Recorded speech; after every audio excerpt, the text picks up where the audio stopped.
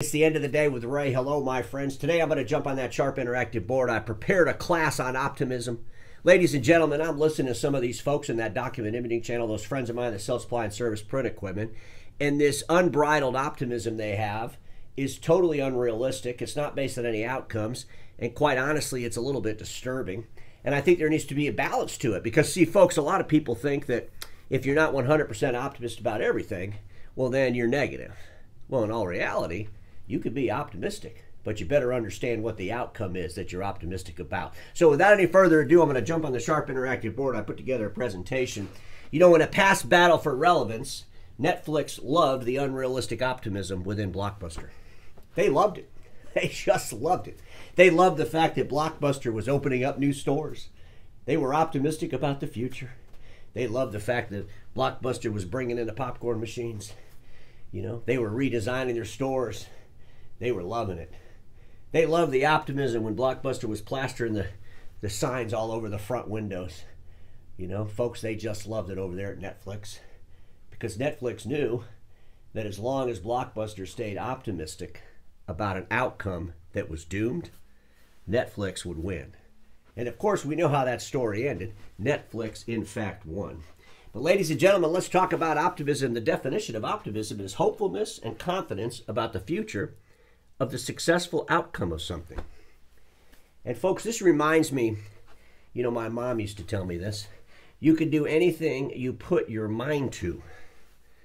You know, she didn't just say you can do anything. She said you could do anything you put your mind to. And it's putting your mind to something, thinking about the outcome, which defines the reality of the optimism. Without a clear understanding of the outcome, optimism can quickly become a fantasy. And folks, we see these fantasies brewing up all the time. We see these fantasies brewing up all the time. And now I want to share with you the 10 retail companies. I don't need to read them off, but JCPenney, Sears, you know the list. We got Best Beyond, what is that called? Bed Bath & Beyond is on the list now. Well, folks, they're all optimistic, right, at one point. Until they what? Until they just folded up. What were they optimistic about? The past? People going to malls still? Ladies and gentlemen, disruption disrupted them big time, didn't it? I want to read this, and I want you all to pay attention. This thinking is what causes an inability to integrate opportunities. This thinking is what causes an inability to integrate opportunities. And folks, this comes right out of the headline of one of the blogs inside the document imaging channel. And it was about a year ago, and they were getting ready for a webinar, and this was the opening sentence of that webinar. Instead of talking about what is not working, join us as we take a look at the opportunities ahead in the channel. And when this happened, I actually did an episode on it, and I started screaming, no, no, no, no, you can't look for opportunities to pile on what's not working. You have to be able to talk about what's not working, define what's not working, and set out on a path to fix what's not working. It would have been better to have a webinar, talk about what's not working in our channel, and how are we going to fix what's not working. But instead, it was all about opportunities. We're going to seek out those opportunities. Those who ignore what's not working while they optimistically search for opportunities will find themselves overwhelmed as they pile opportunities on top of what's not working. Folks, we've seen this. We've seen this out there. Think about the OEM or two that piled on opportunity after opportunity after opportunity, and obviously things weren't really working, right? I mean, think about it. We better clearly define what's not working so we can integrate those opportunities. We have to integrate opportunities, right? And sometimes when we integrate those opportunities, we got to what? We got to push out what's not working. Opportunities are not outcomes. They are descriptions of possibilities, and possibilities become reality through results. Folks, I believe it. I believe a lot of folks are so optimistic because they don't want to put in the work to reach the objectives, so they just spew out the adjectives about how optimistic they are. And if anybody thinks different, then they're negative. Then they're negative. You better think about that, folks. Results are accomplished as what's not working is replaced with a better working way. You know, the innovators, you know what they do. They look at what the old way's doing wrong, or what they could improve on.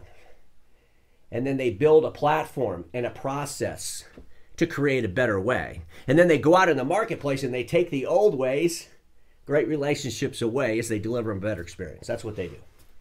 What's the old way of doing that's just not working? What's the old way of doing that can be, improved? And once they figure those two things out, they go out in the market, they take away your great relationships and deliver those customers a better experience. And folks, sometimes we define our optimism and it's just so outrageous.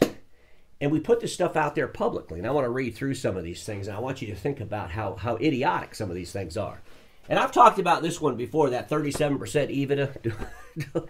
I mean, there's a company out there that helps dealers, those friends of mine that sell service print equipment, transition into IT, and it's like a consulting firm, and they have on their website that they have people that get a 37% EBITDA.